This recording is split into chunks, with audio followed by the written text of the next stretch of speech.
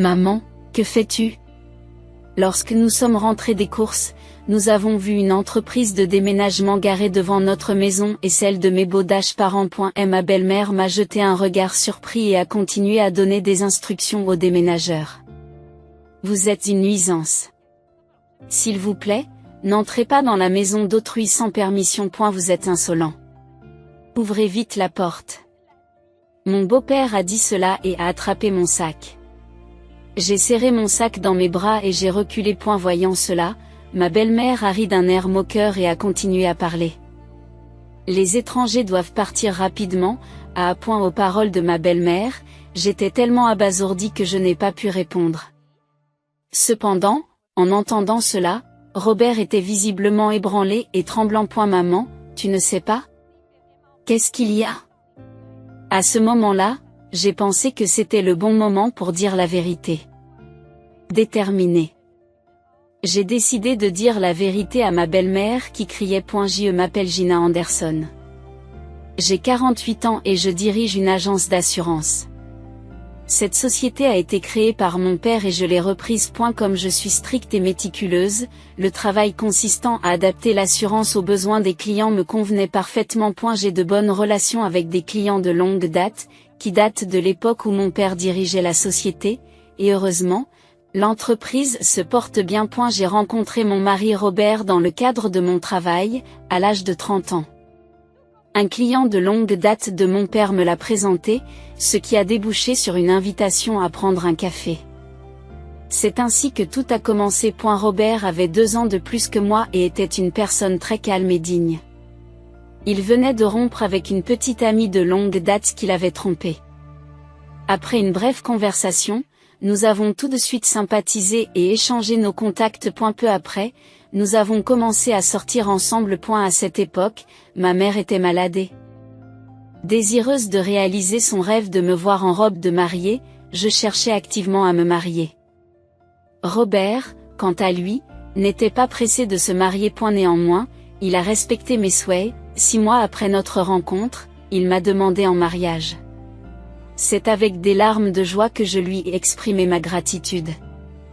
Je l'ai remercié. Je me réjouis de notre vie commune. Après cela, nous avons rapidement présenté nos respects aux 2 familles et nous avons organisé une cérémonie de mariage réservée à la famille. Ma mère était très heureuse de me voir dans ma robe de mariée. Le mois suivant, elle est décédée doucement. C'est grâce à Robert que j'ai pu réaliser le dernier souhait de ma mère. Me souvenant de la façon dont Robert m'a soutenu même lors des funérailles de ma mère, j'ai décidé de le chérir jusqu'à la fin de ma vie. Même après 5 ans de mariage, nous n'avions pas d'enfants. Nous considérions les enfants comme un don de Dieu et n'étions pas pressés, mais c'est ma belle famille qui est intervenue. Cela s'est passé à Noël. Au départ, Robert était réticent à l'idée de nous rendre visite, mais lorsque ma belle-mère m'a contacté en me demandant « Pourquoi n'es-tu pas venu ?» Nous n'avons pas eu d'autre choix que d'y aller. Toujours pas de bébé? Quand nous montrerez-vous un petit enfant? Maman, nous avons décidé de ne pas précipiter les choses. Et si c'est le sujet de discussion, on s'en va. Je comprends, mais le problème vient peut-être de Gina. Ne l'insulte pas. Désolé, Gina, nous partons. Nous devions venir pour Noël, mais à l'entrée, la conversation s'est soudain portée sur les petits-enfants, et Robert m'a rapidement éloigné de la scène.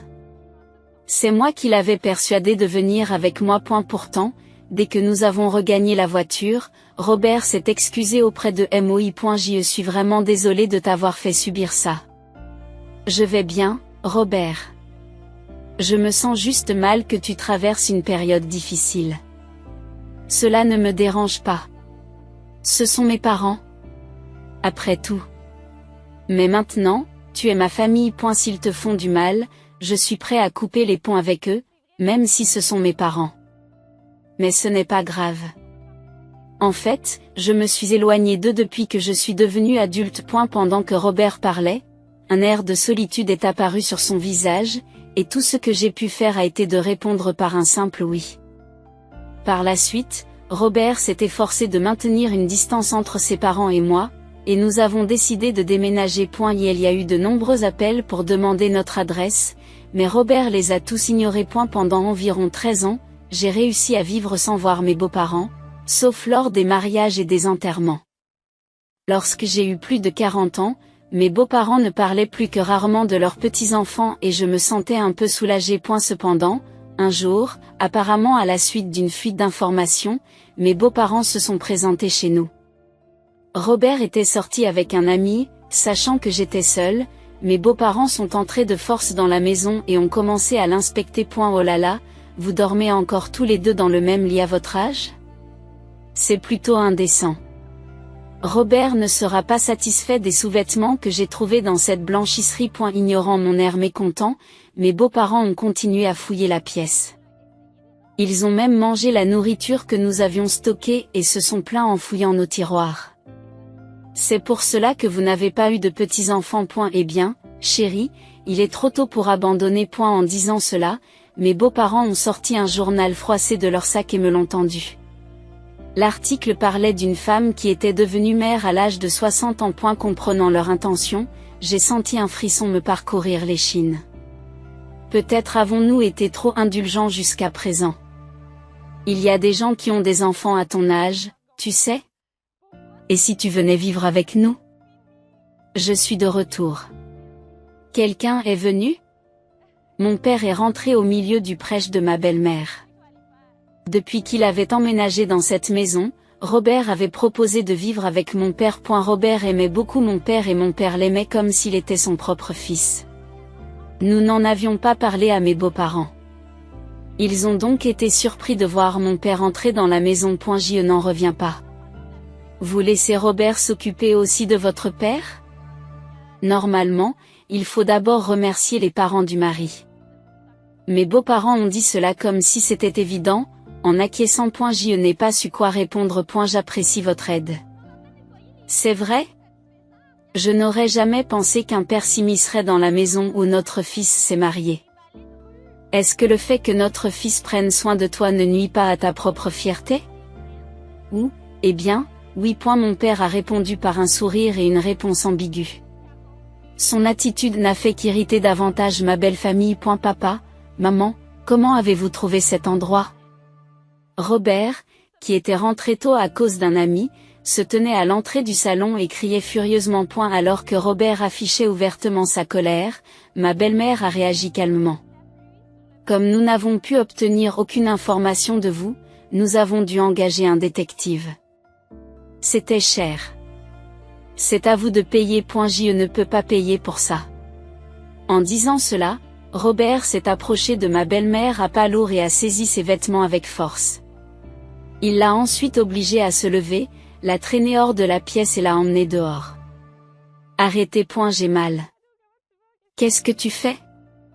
Robert, tu ne vois pas que maman souffre? Arrête. Ma belle-mère a crié dans les aigus. Après elle, on a entendu les cris de colère de mon beau-père. Cependant, Robert, en dire, l'a emmené à l'entrée et l'a poussé hors de la maison. Ne remettez plus jamais les pieds dans cette maison. J'ai l'intention de rompre nos liens. C'est la faute de Gina? Quel genre de belle-fille est-elle? Gina n'a rien à voir avec ça. C'est ma décision.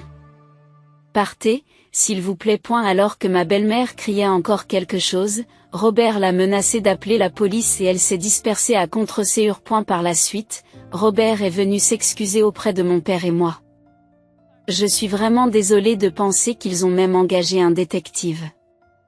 Je n'ai pas pris les mesures qui s'imposaient à votre égard. Non, ce n'est pas de votre faute. Cependant, je sais que vous êtes une personne merveilleuse. Apprécions le dîner ensemble. Père, je vous remercie.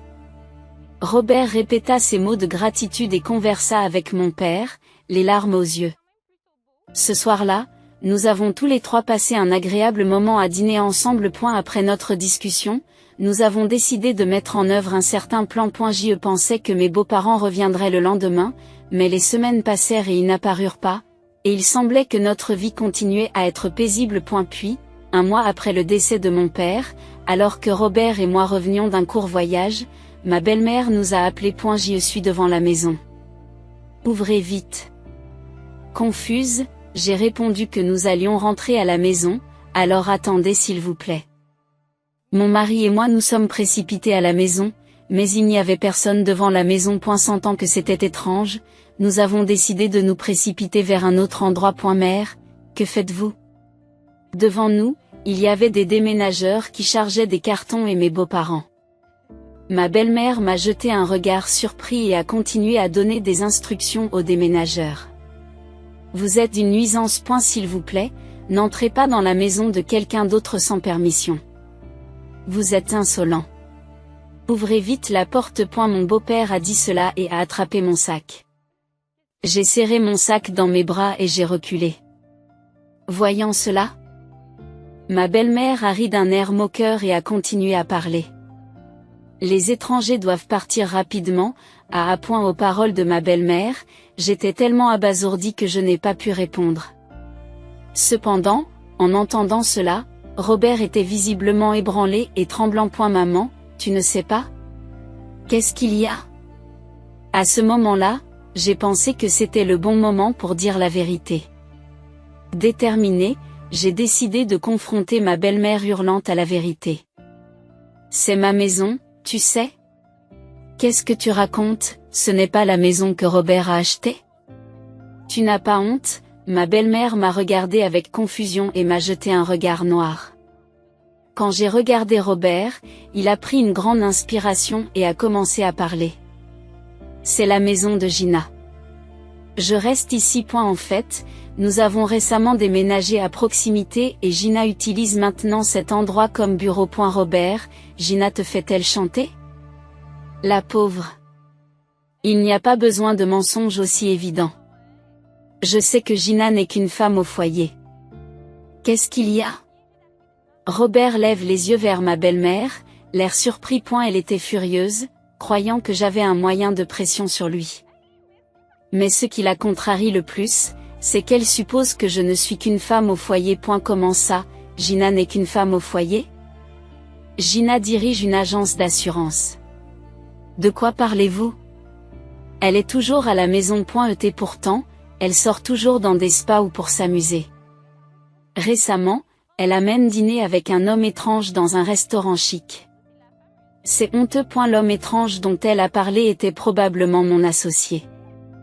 Récemment, un ancien client de mon défunt père m'a contacté pour évoquer ses souvenirs au cours d'un déjeuner. Il s'agissait d'un déjeuner à l'hôtel. À l'origine, Robert devait se joindre à nous, mais il avait du travail et j'ai fini par y aller seul. Bien sûr, nous avons également discuté d'un nouveau plan d'assurance.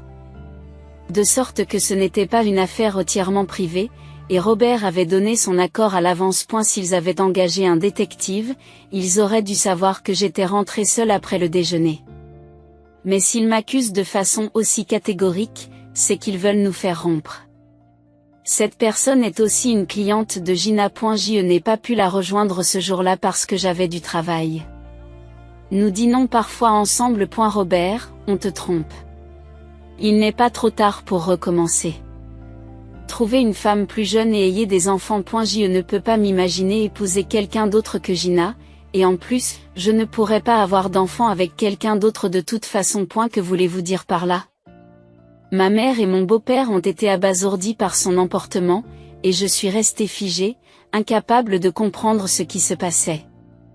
Ni Robert ni moi n'avions subi de tests de fertilité. Nous les évitions parce que si l'un de nous avait un problème, il serait inutilement blâmé. Il y a quelques années, lorsque j'ai eu une fièvre prolongée, un médecin m'a recommandé des tests que j'ai passés en cachette. Les résultats ont montré que je suis biologiquement incapable d'avoir des enfants.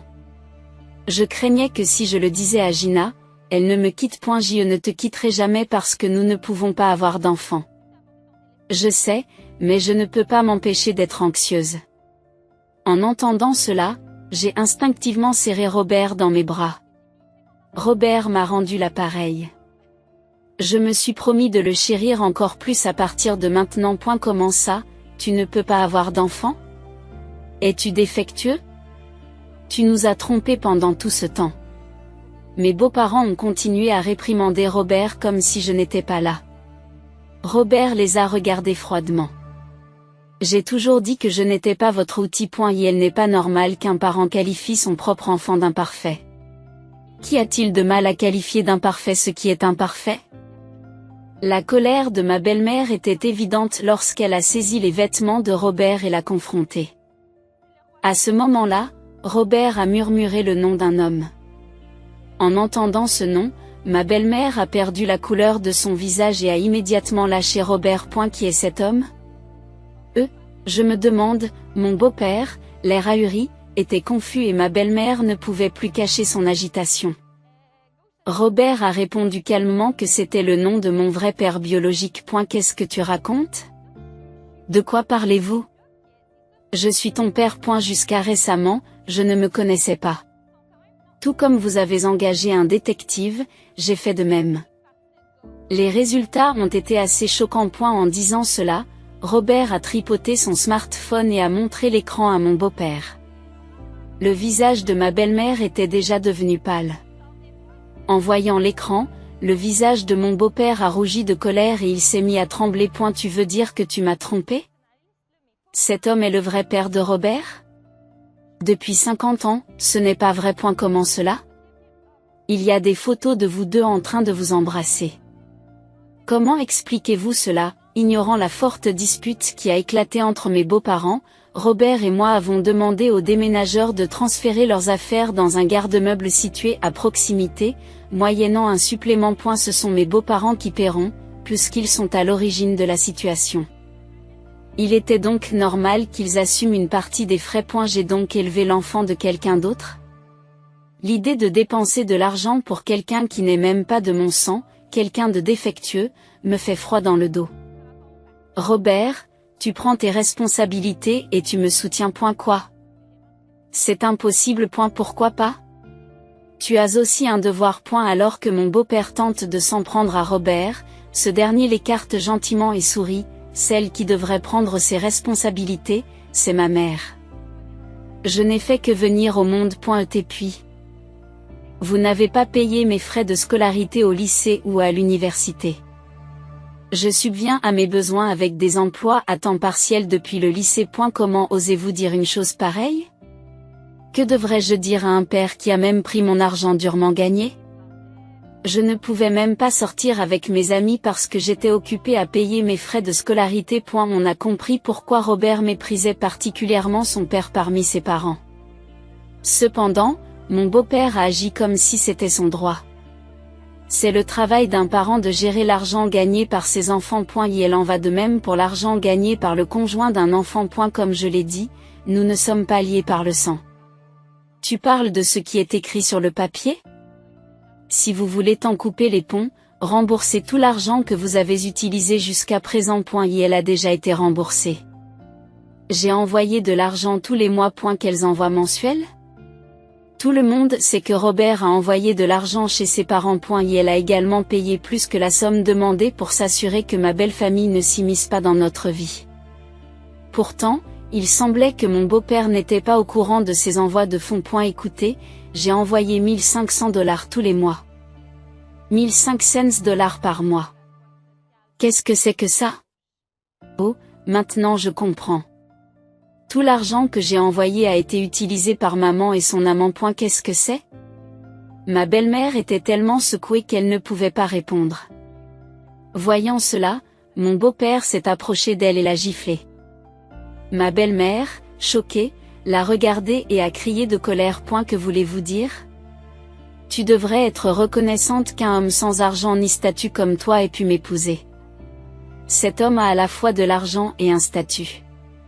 Moi je pensais à ton divorce. Plus je pouvais profiter de mon temps avec lui. Je t'ai même laissé élever son enfant. Tu devrais être reconnaissante. C'est une blague. J'ai accepté de t'épouser parce que tu m'as dit que tu étais enceinte et que j'étais prêt à me faire battre par ton père. Oui, mais où est le problème? J'aurais eu de la peine si cet homme avait été battu. En réponse à cela, mon beau-père ne savait plus où donner de la tête et restait bouche bée. À ce moment-là, le téléphone portable de ma belle-mère a sonné bruyamment. Elle a regardé son téléphone, son visage s'est illuminé et elle a répondu d'une voix douce. Bonjour, mon chéri. Je t'ai manqué? Ce ton doux, que je n'avais jamais entendu auparavant, m'a donné la chair de poule.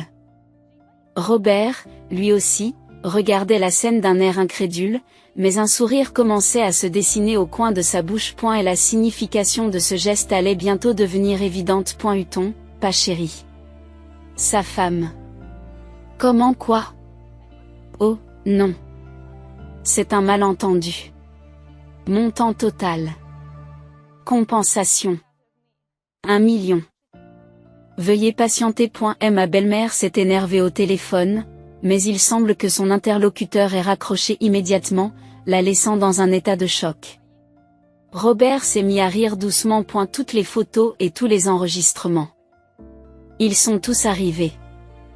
Qu'est-ce qu'il y a? C'est aussi de votre fait. Il s'agit de partager des informations.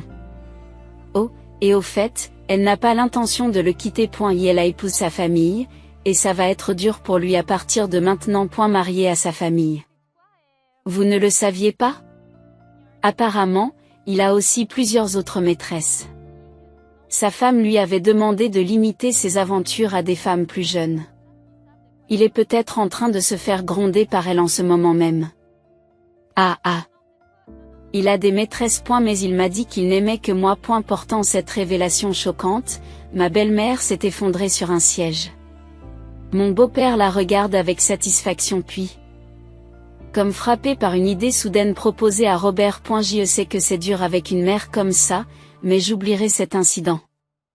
Mettons un peu de distance entre toi et elle, et vivons ensemble, toi, moi et Gina. Gina, je t'aiderai à te laver le dos plus tard. Ne t'approche pas de Gina. Ignorant la colère de Robert, mon beau-père s'est approché de moi. Dès que sa main a touché mon épaule, je l'ai saisi et je l'ai jeté à terre. Aïe! Qu'est-ce que tu fais? Alors que mon beau-père ne comprenait pas ce qui s'était passé, je l'ai regardé avec des yeux froids. J'avais appris l'autodéfense dès mon plus jeune âge, pour me préparer à des situations imprévisibles au travail. Vendre de l'assurance, même à des entreprises, peut impliquer des clients imprévisibles. J'avais commencé cet entraînement comme condition imposée par mon père lorsque j'avais repris la société, et je l'avais poursuivi même après avoir repris la société, finissant par apprécier l'entraînement. J'avais pensé qu'il serait excessif d'agir contre un beau-père de 75 ans, mais en voyant Robert le regarder avec satisfaction, je me suis senti soulagé. Mon beau-père est resté muet de stupeur, mais à ce moment-là, ma belle-mère m'a parlé. Gina, tu es vraiment extraordinaire. J'ai toujours pensé que vous pouviez faire quelque chose pour l'indemnisation de sa femme. Pourriez-vous la couvrir? Vivre ensemble nous aiderait sur le plan financier, et je vous aiderai à faire le ménage. Avez-vous envisagé d'adopter un enfant? Je m'occupe bien de. Il n'y a aucune chance que cela se produise. Cette maison, remplie de souvenirs de mon père et de Robert, n'est pas faite pour quelqu'un comme vous. Pourquoi devrais-je payer l'indemnité? Payez-les vous-même. J'ai pu dire ce que je pensais à ma belle-mère sans détour, puisque je venais de repousser physiquement mon beau-père. N'ayant jamais été confrontée directement à elle auparavant, elle fut d'abord stupéfaite, mais devint rapidement furieuse. Comment oses-tu parler ainsi à la mère de ton mari? J'ai déjà dit aux voisins que nous emménagions, et j'ai déjà commencé à démolir cette maison. C'est vrai. Nous n'avons nulle part où vivre maintenant. Alors au lieu d'elle, accueillez-moi. Qu'est-ce que tu racontes? Je suis ta vraie mère. Il est tout à fait naturel que nous vivions ensemble. Alors que mon beau-père se levait pour argumenter et que ma belle-mère le comptait, Robert exposa calmement notre décision. Nous ne vivrons avec aucun d'entre vous. Nous avons décidé de couper les ponts. Si vous continuez, j'appelle la police. Et la police.